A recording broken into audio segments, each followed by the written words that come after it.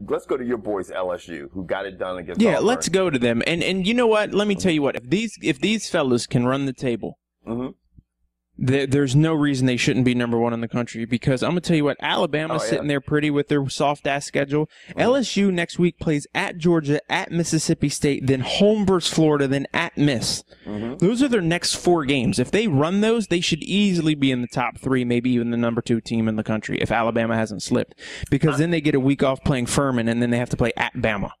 I think LSU, beat Auburn 35-21. I am definitely one of these people that thinks Georgia's a little overrated. They're still sitting at 9. I think they're sitting at 9 right now because they're in the SEC. I really truly think that. I think when LSU plays Georgia, I think LSU right now might be the best team in SEC, and they're sitting back at number 6.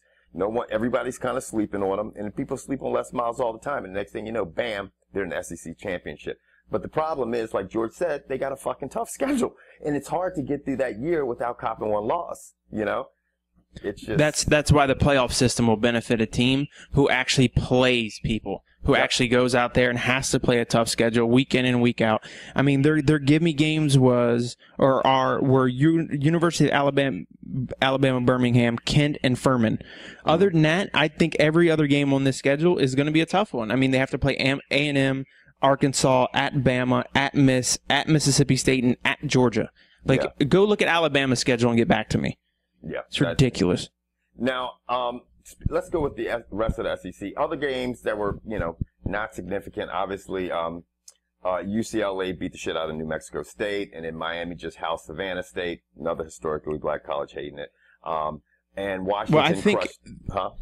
And the biggest loss this weekend came to Florida. Even though Florida won, they lost their starting quarterback to a broken leg. Right. I mean, and they managed. He broke his leg in the first quarter. They ended up beating Tennessee 31-17. But like George said, now man, they're fucked.